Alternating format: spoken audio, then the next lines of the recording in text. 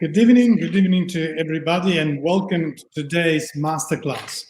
The topic of today is, as the others, but particularly this one, is extremely relevant and actual. We're going to talk about sustainability in the pandemic.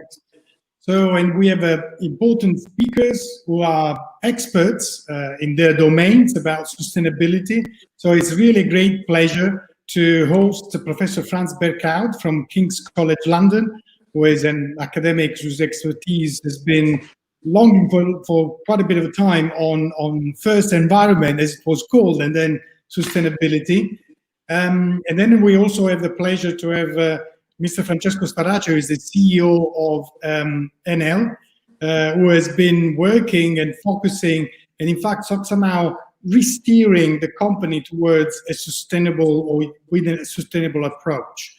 So without further ado, I'll leave the floor to Professor Severino for opening remarks, and then Professor Simona Romani will moderate this masterclass. Thank you very much, and buon lavoro. Thank you.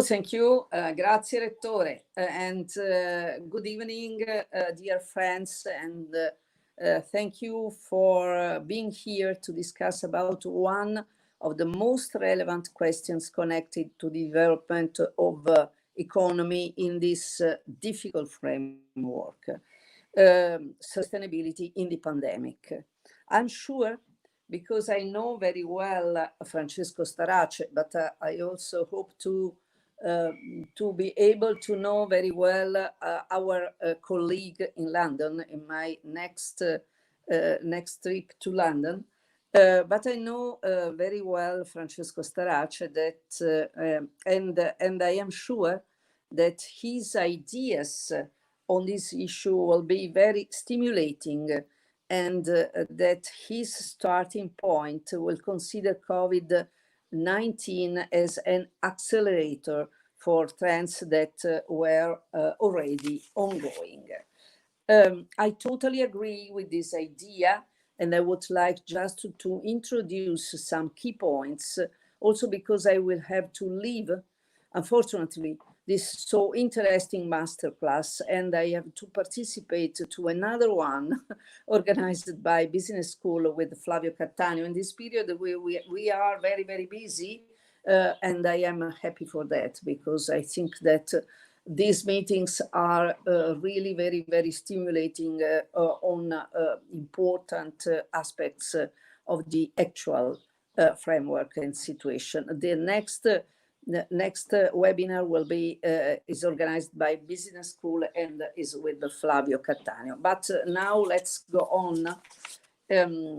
Considering that before the pandemic, sustainable development had definitely become the mainstream. On December 9, 2019, just a few months before the widespreading of the pandemic in Europe, the European Union approved the Europe Green Deal, a roadmap to make use economy sustainable, a new growth strategy to transform the Union into a modern and competitive economy where, first of all, there are no net emissions of greenhouse gases by 2050. Second, economic growth is decoupled from resource use. Third, no person and no place is left behind.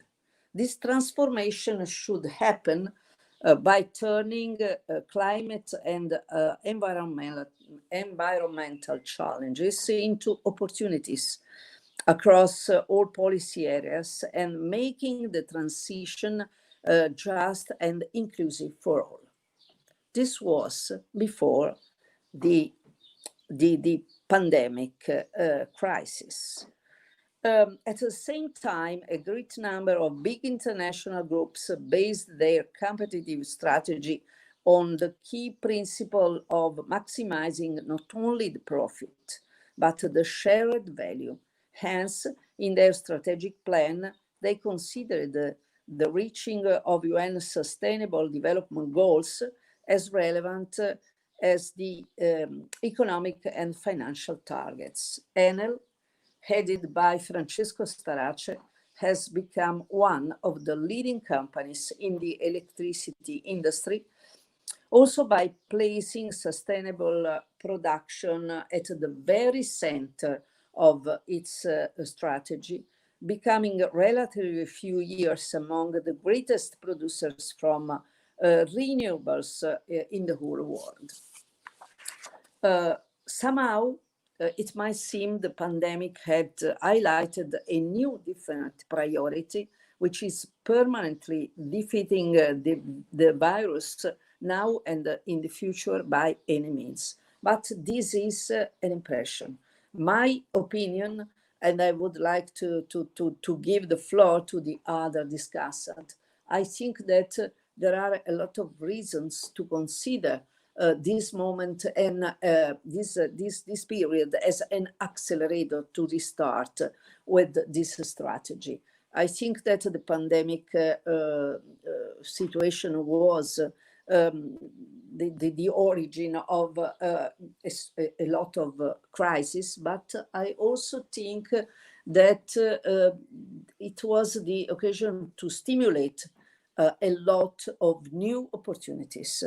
And I would like to share with you this idea, and I would like to know your opinion on this aspect. Thank you for being here. Sorry for not being able to stay longer with you, but I think that your contribution to the discussion will be very, very important. Thank you. Thanks a lot. Thank you very much to Professor Severino, and I'm very pleased to be in this masterclass today and to share the floor with these two very distinguished guests. So before to just leave the floor to Frans, I would like to remind the format of today. We have to talk approximately 15 minutes each. First is Frans and then Francesco, and then I will open the Q&A. So I would like to remind people watching us, they can send comments and questions using social media. It will be my pleasure to collect them and to open the Q&A with our guest today. So thank you very much again, and I would like to leave the floor to Frans. Thank you very much. Great, thank you. I hope you can hear me okay. Yeah. So my name is Frans Berkhout. I'm the Executive Dean of the Faculty of Social Science at King's College in London. I'm a geographer, but I work on innovation. And I've always been interested in questions of risk, initially to do with the nuclear industry and nuclear weapons, but later interested in questions of the environment, technological innovation, and latterly a lot of work around climate change and its impacts. So today I've been given the task by Andrea and colleagues to talk about sustainability and the pandemic. And I really want to make 3 points. So the first point is really that, in a sense, you know, pandemics, of course, have been with human societies for thousands of years, and they really are an outcome of processes of interaction between people and nature. So this virus, as many other viruses, are called zoonotic diseases. So they are to do with viruses that jump between usually animals and people, and then lead to diseases, novel diseases, for which there is no inbuilt immunity in human populations, and cause large-scale levels of mortality. So this happens usually in cities. And so and that's because that's where nature and people are more intensively interacting, and in particular around the use of of animals, either as food or for other reasons. And what you might say is that, of course, we're currently in a period of global human history of urbanization. More than 50% of people live in cities now, but also with the expansion and intensification of resource extraction from environments, also of more intensive interaction between people and nature, including people and animals. And so in a sense, you might predict that in a period like this of greater urbanization and more intensive extractive use of the global environment, we have actually higher risks of pandemics. And that's why, in fact, we've seen many of them. We've seen SARS and MERS and now COVID-19. And we can predict that these kinds of events will become more frequent in the future simply because of the structure of change that's happened and the growth of economies and the way in which we use resources.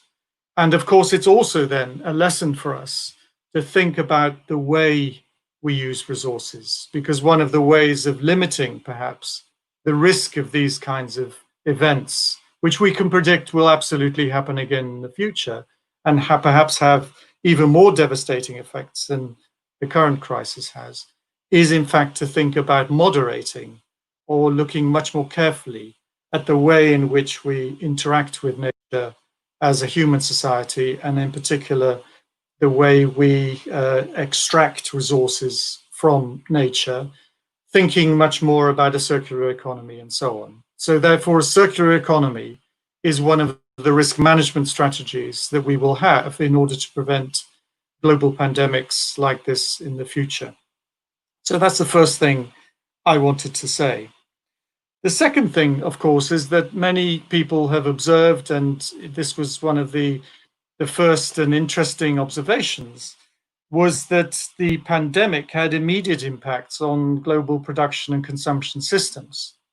And actually, what's so interesting about the pandemic is the fact that it demonstrates to all of us that you can kind of switch off the economy for a while, and life is severely disrupted. Actually, of course, a lot of people have been put in danger. A lot of people have died of the disease. But the fact that the economy changed radically, we stopped a lot of travel. All sorts of industrial and other production stopped. And so there have been really very radical falls in energy consumption. For instance, oil consumption reduced by, something like 20%, leading to collapses in oil and gas prices and so on. And in fact, you've seen, as it were, the relative electrification of the economy in this period, because far less liquid fuels have been used for transport and so on.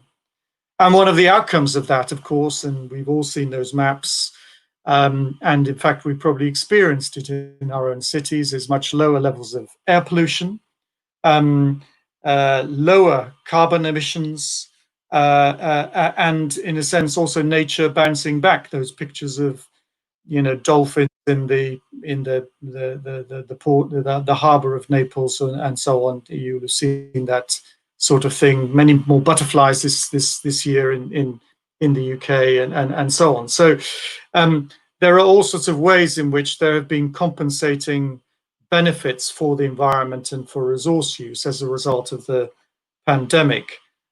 So I think that's the second thing to say, that clearly the pandemic has had a quite important impact in terms of resource use, environmental impact of human activities, and there are probably many lessons in that as well. The third thing, though, to say, and this is really the important thing, and it picks up the point that Paola was making at the beginning, is the really important question about the extent to which the pandemic has also accelerated the uptake of a number of particularly digital technologies which offer sustained and important sustainability advantages over the longer term. I mean, we've got this, I've already mentioned travel, and that has to do with the new normal, which is to do with working from home. The fact that we can conduct meetings really quite efficiently now with this rapid innovation that's happened in these kinds of platforms. I'd never used StreamYard before, but I rather like it. I use Teams, we've had Zoom, all these things have become absolutely commonplace suddenly in work, in social situations as well, enabling connectivity, but without the physical mobility that a lot of that required in the past. I think it's also led to deep thinking again about infrastructure investments. Do we need quite as many roads and railways, for instance, in the future, or should infrastructures really be to do now with digital networks, enabling this kind of connectivity as a substitute, perhaps, to physical mobility? Of course, we'll still always have travel and the movement of goods and so on, but this digitalization, this virtualization is something that can displace huge amounts of energy and other resource use. And that is something that may be sustainable in the future. And even more dramatically and radically, we will begin to re-envision what cities are like, for instance, urban settlements. How do we think about transport systems in a city in which, in fact, a lot of work happens at home? How will offices work? Will firms still have, like Enel, still have huge buildings in the center of cities with thousands of people, or will there be local hubs and quite a different conception of what an organization looks like and the kinds of organization of space in cities? Now, all of this is very hopeful, and I'm coming to an end here. But and this is the only concept I really want to bring into this discussion, is this question of the rebound effect. It's a well-known idea. It was developed by actually a British economist called Jevons already in the 19th century. This idea that even as you get efficiencies in resource use, you might actually also be precipitating new kinds of consumption behavior that brings back, all that resource use. So a typical example of this might be that if you give someone a more efficient car, for instance, that uses less fuel, perhaps they'll be encouraged to travel further because the cost of traveling further will be falling relatively, and therefore you eat up all the efficiency advantages you may have in the more efficient engine by the new behavior in more distant travel. So that's a big question about whether, as we adopt these new technologies, in fact, you'll have a rebound in all sorts of new behaviors and new resource-intensive activities. Lastly, I then want to point to also something that Paola mentioned, which is what the policy response will be to recovery. And we've heard a lot at the European level, but also at the national level. I'm sure this is true in many countries around the world, of countries talking about green deals and building back better and so on. I think it's really still a question about whether, if we experience the very, very radical recessions and the huge problems of economic dislocation, unemployment, and so that we see, if governments will be strong enough and powerful enough, and I think private sector has an important role to play here, to build back better, or whether in fact what they'll be tempted to do is just to build back worse, just to get the jobs and go back to the old ways. So I think there's a real troubling question here about whether all these advantages we seem to be seeing in the future, actually those will be grasped partly by policy commitments, political commitments, the behavior of people, and the role of the private sector in its investments and the way it reshapes its business models. So I think with that, I'll stop. Okay, thank you very much, Frans, for your very thought-provoking presentation. And I like very much this idea of rebound effect. I think we will have lots of comments and questions about it probably for the Q&A. But now it's time for Francesco, so we would like to hear his perspective on sustainability in this special time. Thank you, Francesco, for being with us. And Thank the floor you. for you. Thank you. Thank you for inviting me, and it's an honor to be with you. Ciao Paola, un piacere vederti come sempre. Ciao. So basically, it's totally true that we consider this COVID-19 moment is perhaps a not appropriate word. It's more than a moment, period, as a potential acceleration moment for sustainability concepts and directions. And let me explain you why that is the case, in my opinion, and what can we do. The first one is that we started this sustainability path in Enel by asking ourselves a very simple question, which is, I think, something that most companies should ask themselves now and then. This is, why do we do what we do? You know, what is the reason for our existence and the importance that we might have or might not have in society in general? And after the first set of questions, we asked again, so what? You know, so what? So what? So what? So what? Until we built a case that is clearly there is a reason for us to be in the midst of society, and the reason is that society needs electricity.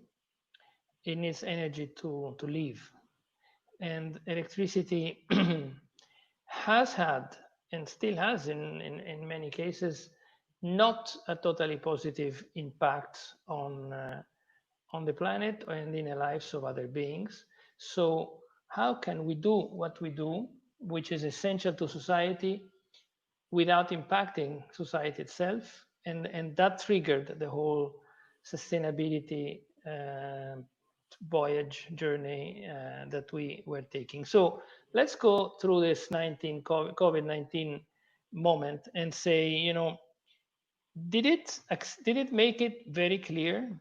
Yes, it did. You know, we conceive to leave people locked at home without electricity, without energy in their houses? Could we think of that? I mean, no. So this COVID-19 made it even more clear to us that what is our reason for being, and why are we having such a important responsibility. I think it's also clear that during this period, which is not finished yet, by the way, we have reduced the redundancy of life. We have reduced a lot. We have eliminated a lot of superfluous things we used to do, we used to have, and perhaps we used to enjoy, but then they were actually superfluous. And we discovered that gradually during the lockdown in different ways, privately and also at the work level. We were forced to focus on what really matters and clean up the clutter that inevitably has surrounded and still surrounds partially our lives. I think it gave us time. I mean, COVID-19 gave us a lot of time to reflect on what is important in our life and what kind of impact our life has in life of others and the life of the planet. Let me explain you why. Because when you look at what have we done during this crisis, we have been closed at home quite responsibly, I would say, considering that, you know, we've done it pretty solidly, because we understood that not only we needed to protect ourselves, but also our behavior was relevant for the well-being of everybody else. So this was kind of a strange magic moment in which the interaction between human beings was put to test. And it was clearly a symbolic moment. I mean, the fact that we had to separate because being together was dangerous made it so clear how important is it to be together. You know, I embarked in a 260 telephone call, video calls, which lasted about 20 minutes each. So it's a long, long series of phone calls with the top managers of Enel, which were all locked in different parts of the world, more or less the same way. And many things surfaced, and there's no time here to discuss them all. But one very clear is that although we were all separated, and maybe because of that, we tried to get together a lot more through these virtual systems that we all have. But we understood the importance of being separated, why the reason for that was there. And I think that was something that after 2 months is no more an intellectual concept, it's a body acquired know-how. So we understand much more than before the importance of our actions on the lives of others and our actions on the planet's life. I think it is astounding to see how poorer we all became because of this forced inactivity, which indirectly proved how important and which big value has the word work. We did not steal from each other. This is not the crisis of 2008 when somebody, you know, did something wrong. I mean, here we just took a big vacation, a forced vacation, and that destroyed so much. So this is indirectly a proof of how valuable it is, our work. So why do we need to waste it in things that destroy the planet and destroy our lives? This is really an amazing reflection. If you think about it, the value we all destroyed by just stopping is a testimony of how valuable is our activity. So it's another big reason for thinking about the activity we do and the value it has net of the value it destroys. I think it is very clear that there is an opportunity to build back in a better way, which does not need to be reinvented. We knew already what needs to be done, and we knew already that we need to have to bring about the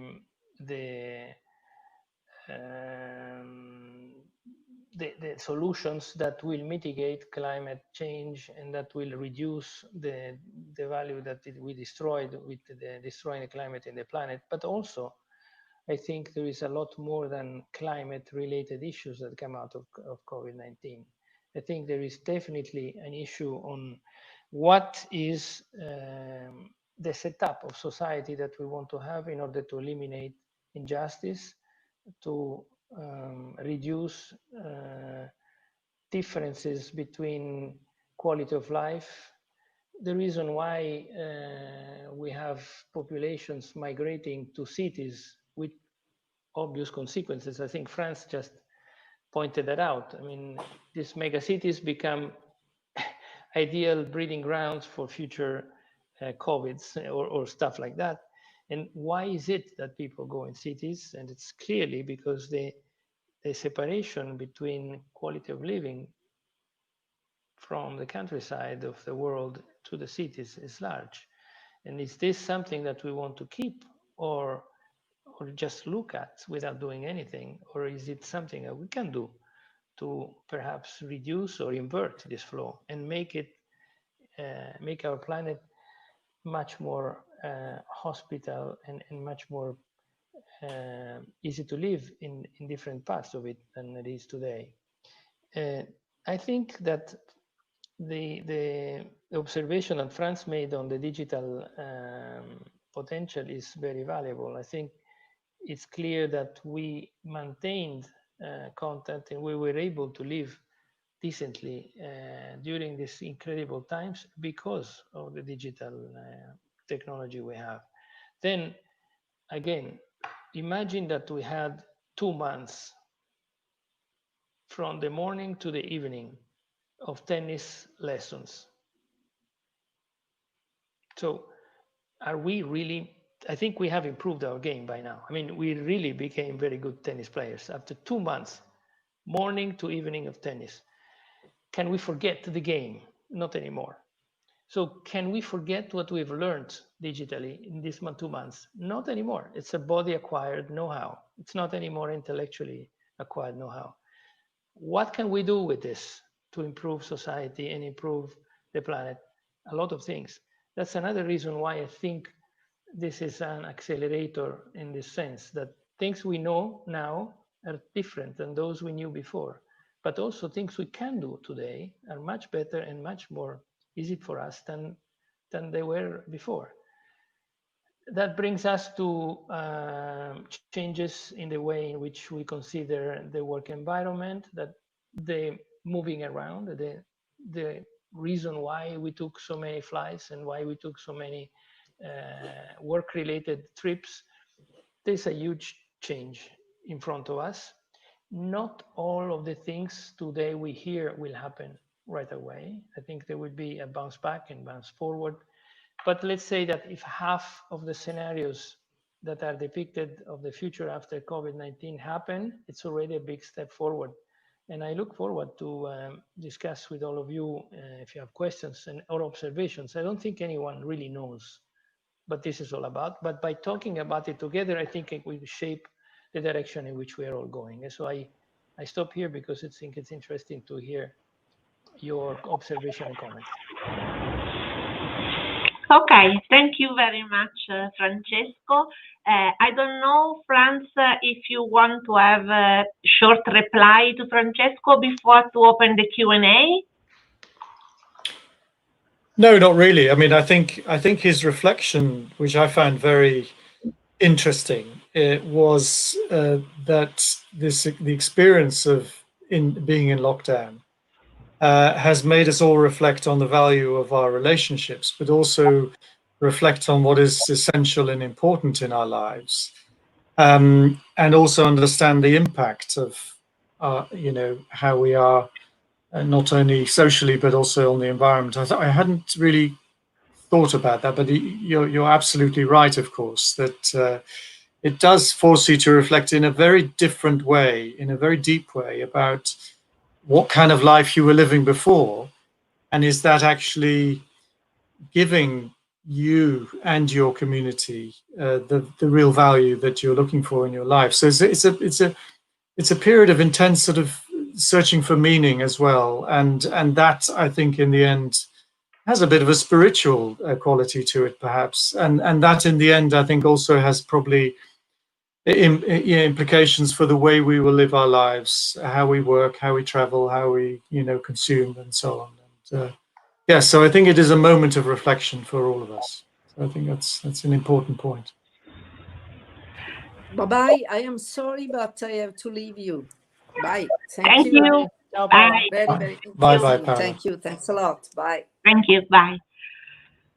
Okay, I can open the Q&A, and I combine two questions, and basically both of them are for Francesco, and I think they are very much related to this issue, because two different people, they are writing on the same thing, and they're saying your employees are now working from home.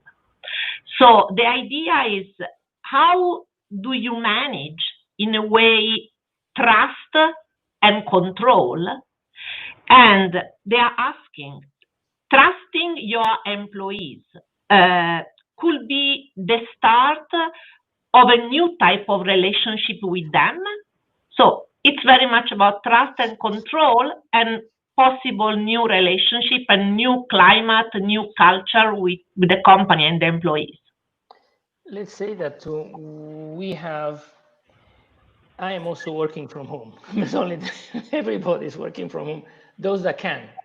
But because, electricity is something that cannot be interrupted, there is, I would say, an equivalent number. It's about 50-50 of people that cannot work from home. They need to work on the power plants, on the networks, to keep the system up and running. So they also, because we always speak about those close at home, it's kind of, we were part of that part, we were belonging to this group. But there is a lot of other people that were not locked at home, that had to work in a very strange world, kind of rarefied, with a lot less people around, with completely changed patterns of work, processes, procedures, protective equipment, a completely different experience, which entailed also a fixed limited group of people working together all the time, that to eliminate the contagion potential spread. So it's another different experience, but you basically replicate some kind of isolation while being outside. The truth is that you can only do this successfully if you have a deep commitment to simple things and trust between each other. So without that, this is basically, even without COVID-19, you cannot run a company without trust between people. This is impossible. So trust is essential. Maybe what we can do, what we can say here is that if you are working in this remote home situation, or even on the power plant in a smaller group, you have more responsibility. You cannot do the same as before. Ask your colleague, how you do this? What do you think about that? Yeah, you can, but it's not exactly the same thing. So you are more responsible. You feel more responsible automatically. It's just a question of being there. So all of a sudden you find that you can have your own freedom of choice. You can do your own initiative. You can really push forward a little bit what you thought you could do before. So in that sense, it's pushed trust between us to another level, but also the responsibility that we all had became more clear, less, how can I say, shared, more each one bringing something that can be measured. So when you look at control, you don't control people, you just control what the company operational parameters are doing. So we set up a KPI system in a week that took on a daily basis the major operating parameters of the company to make sure that they, while we were all isolated at home, things kept running properly, because again, you don't want to have some problems in this moment. And that was relatively easy. In that sense, the digital transformation helped a lot. This would have been impossible only 5 years ago, in the same velocity, with the same precision, with really a week time to do this. It was, okay, we had everything on the cloud. We are a little special in that, but still, that sense, the control of the company performance was relatively easy. Okay, thank you. And there is a question for Frans. They're saying the pandemic has brought the digital team to the center of the conversation for several sectors. Do you think that digitalization is the right path toward a more sustainable future? Yes, so look, of course, digitalization has been with us for a very long time. And, people like me have been talking about digitalization in the environment for about 20 years.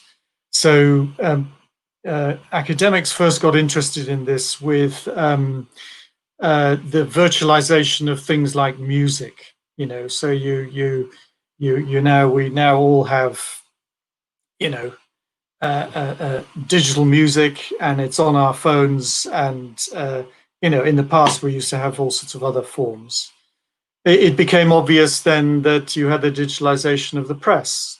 So the way we receive information now is again through our phones, rather than necessarily on paper, and that has, of course, completely changed that sector. And on and on and on. Digitalization has captured and changed and transformed industrial sectors. And in many cases, that has led to the reduction in the resource intensity of those sectors. The bits to bytes, all those kinds of things that now. So I think what we see with COVID in the current moment is the rapid and pervasive adoption of technological potentials which have been there for a very long time. It's the sort of it's a crisis moment of deep innovation in society, not just by producers of technology, but primarily by users actually. People like you and me are suddenly using these technologies which were available, but they were not relevant yet. But suddenly they become very relevant, and clearly in the process, they will displace huge amounts of resource use, I think, for all the reasons that we've discussed already. So I think the revolution that we're in at the moment, the technological long wave, that we're in at the moment, is absolutely is partly about digitization, and it's partly, of course, about biotech and the manipulation of DNA and so on, and all the benefits that will bring, not only in the health sciences, but in material science and our ability to do things. And these two things are converging, of course, but they've been converging for a very long time.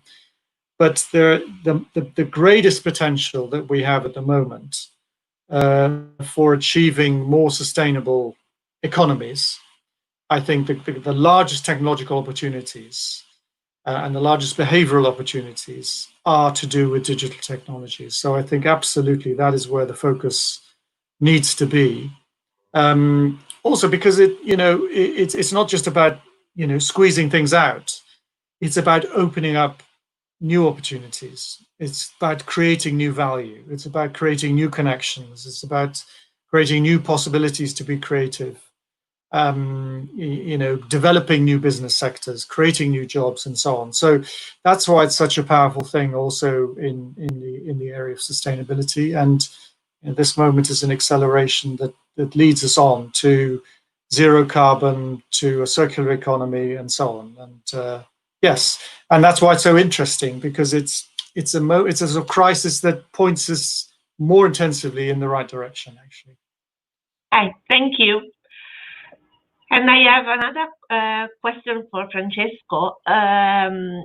Simone is asking, do you believe that there are any concrete ideas to encourage companies, both big and small, to use more sustainable energy? Yeah, definitely yes, but that was there already. So I think it's not because of COVID-19. I mean, we've seen incredible attention of, at the beginning, very large multinational corporation, and then later a lot of other companies to have their products manufactured by using renewable energy for different reasons, mostly being now renewable energy very competitive, so it's price-wise extremely good and a good idea. Also being renewable energy insensitive to variation of oil commodities and gas prices, so it's a very stable system that you can plan ahead your economics based on very clear numbers. And of course, because it is positive for the environment, and many brands want to associate themselves to doing something positive for the climate crisis we're all having. This is something that started, I would say, in large dimension about 3-4 years ago around the world. It's a big trend that is today really keeping the momentum, accelerating this momentum. I think it will not stop for many years to come. So this is happening. The larger companies understood it earlier. The smaller companies are getting it a little later, but it's just a question of time. So I don't think you need to I don't believe very much in incentivation, and at this point, it's a question of, just spreading the word and making it clear. You might have a backlash when you look at parts of the world where fossil fuels are incentivated, which is a perverse way of social justice, in which you artificially lower the cost of fossil fuels to, let's say, have some kind of subsidy to the society. But I think and that could slow this trend somewhere in those parts of the world that still have fossil fuel subsidies. I think it will be clear to governments that this is a mistake both ways. It's destroying value and destroying the environment. It's not helping anyone. So I think it's something that it's still there, and it should be clearly understood by everyone. It's not going to go away easily. It needs to be constantly addressed by whoever can and mitigated. The low price of oil today makes it easier to remove subsidies, obviously. So the less oil costs, the easier you can remove the subsidies, because the difference, it becomes very small. But all in all, I think this trend will continue to be there, and it will be accelerating year after year for many years to come. Okay, thank you. And Frans, they are asking something for you. So there are two people writing about habits. Okay, it seems that people, they have changed habits. Things about, you were talking about traveling, consumption, and so on. So they are asking, do you think they can keep these new habits? Or do you think they will be back?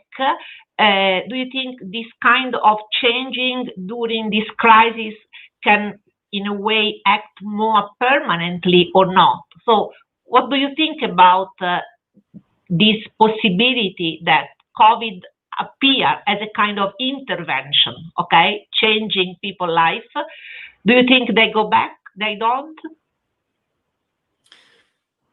So I don't know the answer to that, of course, but let me speculate. So I think there probably are going to be structural changes in the way we work. In many parts of the world, we have realized that being in an office is not the only way we can work efficiently. It's not to say that working at home isn't without its challenges, because it isn't ideal in many ways, and we have to, we still have to have face-to-face meetings to build a social capital that allows us to build trust in organizations and so on. So we'll go back to doing some of that. But I think, if I think of myself, I live in Brighton, I commute to London. I typically did that 4 days a week, and I try to work at home on Friday. So I was kind of working at home anyway, because I did my writing and I could do phone calls and so on. I think I'm probably going to move to a different schedule. I mean, actually, I quite like being at home, and it gives me the ability to work. Maybe I'll move to 3 days a week in London and 2 days a week. So there's an adjustment. I don't think it's going to be a complete overturning of how we did, but there'll be an adjustment. I think this will affect a lot of people's lives. I think then these other questions about other forms of travel to do with tourism or with business, I think there'll be a lot less business travel, and that's why actually a lot of airlines are downsizing radically, because the idea that we're all going to be traveling, crazy. I mean, it's very exhausting traveling. It's time. It robs you of time. And if you can do a Zoom meeting or a SteamYard meeting with your colleague in China or in America, and it's done in 2 hours, why wouldn't you do that? Why would you spend 2 days on the road to do that? So I think all of that will be transformed simply because it's more efficient. The question then is, what do we do with all that time and all the the money that we have over from not doing this? Are we going to pour that into new consumption behavior? that is, occupying the environment in new ways. And I can't tell you the answer to that. If Francesco is right, and I hope he is, that this is a sort of moment of reflection that strips away everything that's superfluous and identifies for us what is really important. And actually being important is being in one place with your friends and colleagues and really appreciating where you are, then maybe running around and consuming and driving big cars and whatever, all that just becomes a bit less important. And so you might see that, but I can't give you a firm answer on all of that. Yeah, and there is two different but very similar comments for Francesco, and they are asking you when and how did you start to think about your new company purpose? Okay, you started basically talking about why do we do what we do and things like that. Okay, when it happened, when did you start to think about putting sustainability in the center of your company and on your purpose? Look, I can tell you there is not one moment exactly where this happened. One day I woke up and I had this in my mind. It didn't happen like that.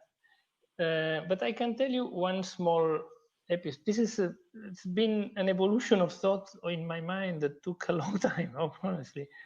I once, when I was extremely younger than now, I went to build a power plant in a very remote country, in a very remote location.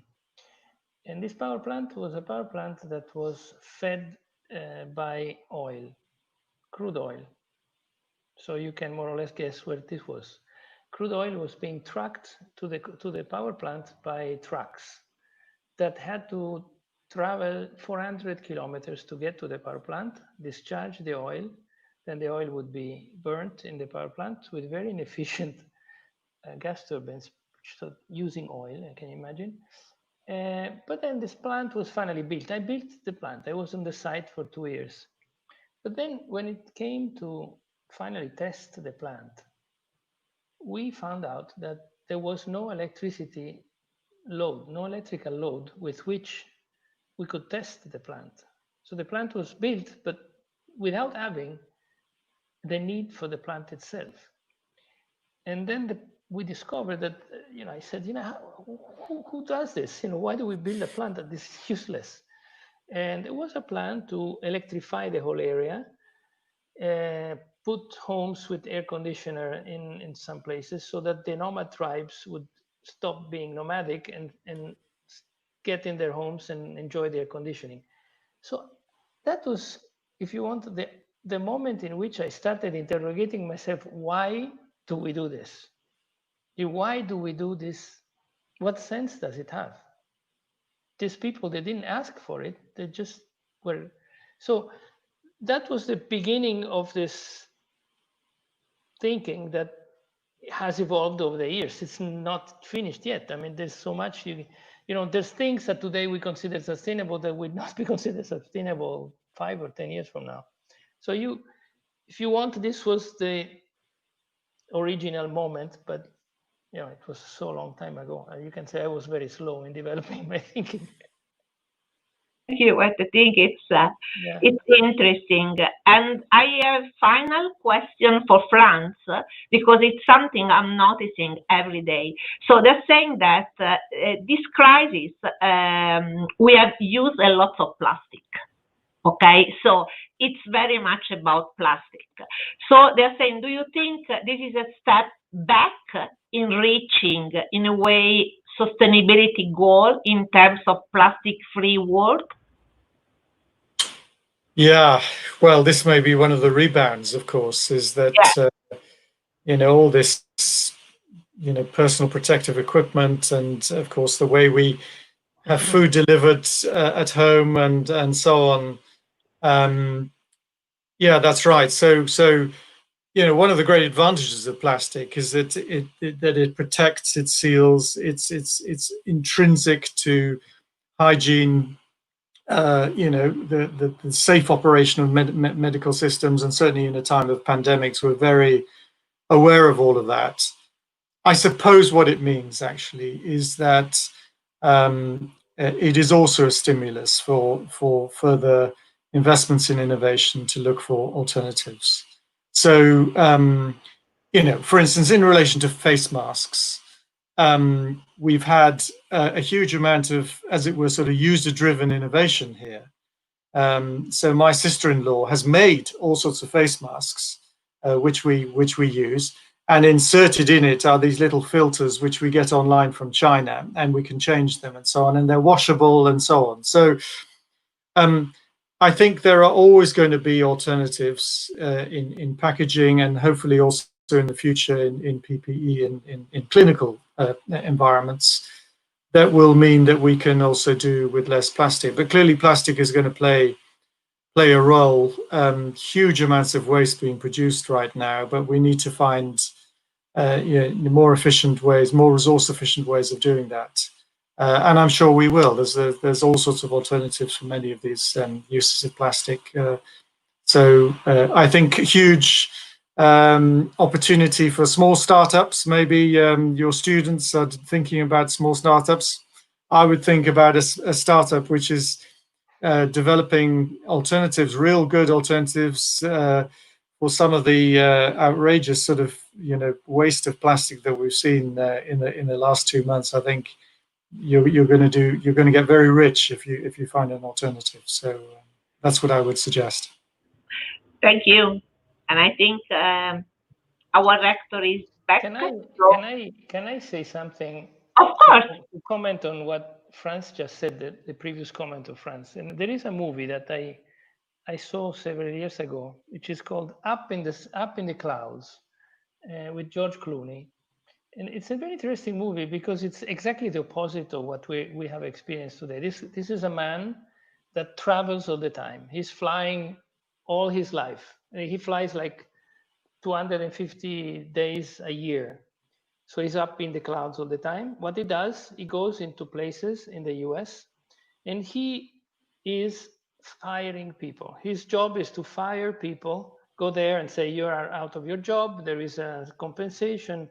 It's not your fault, but go away. So it's a terrible life. It's a really tough job that he has, but he does it humanly, but traveling all the time. So then the company he works for hires a lady that decides that it's better to fire people on the screen. Just why traveling just for this? Let's do it on a virtual way, which proves to be theoretically it's a good idea. It's a much more sustainable thing. But people react in a wild manner to this bad news delivered to them on the screen because they need to have human feelings. They need to have the contacts with so he goes back to traveling. Okay, but so it's not true that everything can be done on the screen. Sure. It's a little bit, we were forced, and that's different. Now, when we are no more forced, it's up to us to see what can be done on the screen and what cannot be done on the screen. It's something we will find out. Yeah. Thank you. Well, it has been a very interesting masterclass. I've enjoyed it by just lurking behind the scenes as I sometimes do. I appreciate a lot, Frans' kind of historical perspective on the fact that we have had digital technologies for a while, but we never exploited them properly. I've appreciated the Francesco's this illustration of a few case histories, and also the fact that he has used a couple of times. It is my kind of researcher background that somehow pushes me to think about what the number of times colleagues or people use specific words. And Francesco has used a few times the word responsibility and culture. And I was struck when he said there was no, I don't think it's an issue of a matter of incentive to go towards a more sustainable world. It's more an issue of creating a culture.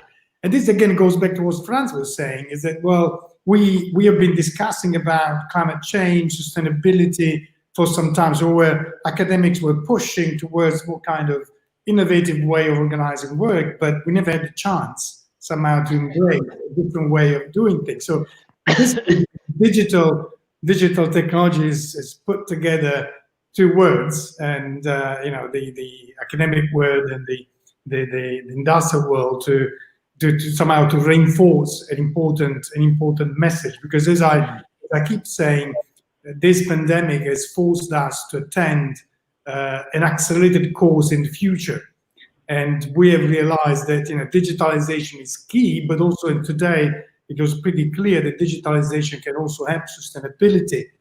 But as Francesco mentioned, not all things can be done digitally. In this respect, I'm more kind of positive, because we have, as Lewis University, we have had the chance to have two partners with us. An academic partner from London and an industry partner from Rome. So we're neighbors, but we managed to pull together a different kind of expertise to discuss a very relevant issue. So I'm really glad how it went. I'd like to thank our two hosts, Frans and Francesco, and of course Simona for moderating this masterclass, which turned into a real debate very well. Thank you very much. And thanks also for our audience, who has also posed very nice questions. And we're going to be live again this upcoming Tuesday on another interesting masterclass with Terry Griffith from Simon Fraser University, and Marco Morelli is a former CEO of Monte dei Paschi di Siena. We're going to talk about the importance of organizational change in the pandemic era. Thanks again, and speak to you soon. Bye-bye. Great. Thank you very much. Bye-bye. Bye-bye.